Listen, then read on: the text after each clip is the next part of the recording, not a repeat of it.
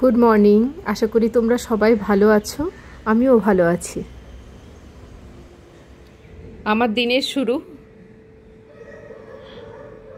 আজ আরেকটা নিরামিষ দিন। এই যে আম, আলু, ভিন্ডি এইসব কেটে রেখেছি। স্নান করে নিলাম। একটু অন্ধকার লাগছে না বাড়িটা?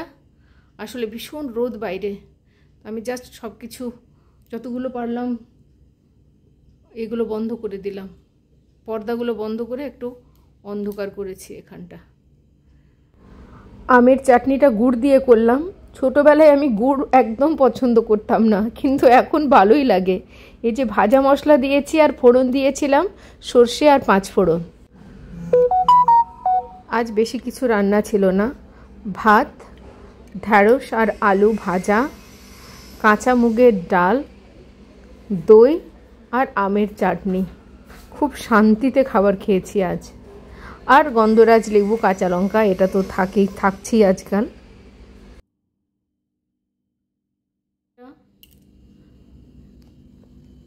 এখন ঠিক হয়নি কিছুই, কিন্তু কি আছে বলো তো? এখন আশা আছে, হোপ আছে যে আমি হয়তো এটা ঠিক করতে পারবো কিনা জানি না। একটা ভিডিও দেখেছিলাম অনেক দিন আগে, মানে তখন ধরে নাও এই ইউটিউব এই সমস্ত একদম তখন এটার বিশেষ চলই ছিল না।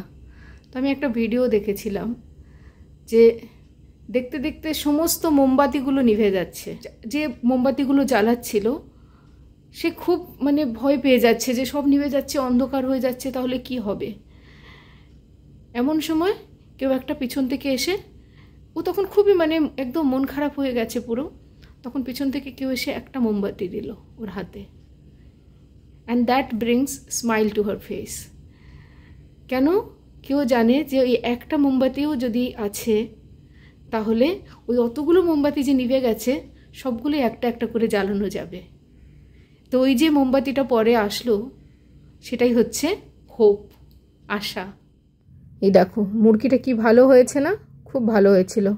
এখন একটু খিদে পাচ্ছে, তো একটু মুরগি খেয়ে নিই। মুরগি থাকলে আমার এমনি মুরগি দেখলেই খিদে পেয়ে যায়। আর এটার সাথে আমি একটুখানি না ঘি নিয়ে খেয়ে নিই।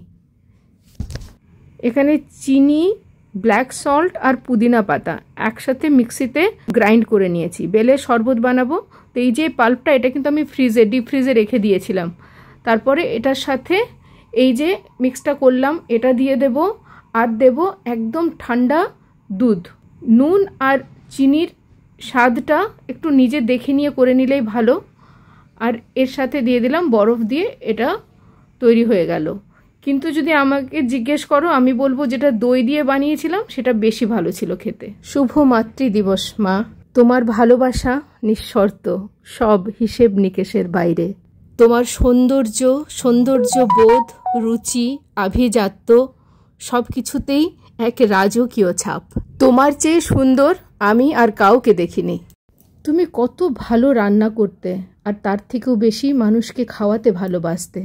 তুমি গান গাইতে, কবিতা লিখতে। মনে হয় যদি আরও আবার সব কিছু তুমি শুরু করো। শরীরের দুর্বলতা সত্ত্বেও তোমার ওপর কত রাগ করেছি, তার জন্যে ক্ষমা করো। কিন্তু হয়তো আবারও রাগ করব। কিন্তু জেনো মা, ভগবানের কাছে সব সময় প্রার্থনা করি তিনি যেন তোমায় সুস্থ রাখেন, দীর্ঘ জীবন দান করেন আমাদের পাশে থাকার জন্যে। আমরা যেন তোমাদের ছায়ায় সারা জীবন এইভাবেই থাকতে পারি। যদি আমার ব্লগিং তোমাদের ভালো লাগছে তাহলে প্লিজ চ্যানেলটা সাবস্ক্রাইব করো, আমার পাশে থেকো, লাইক করো, কমেন্ট করে বলো যেটা ভালো লাগছে বা যেটা ভালো লাগছে না।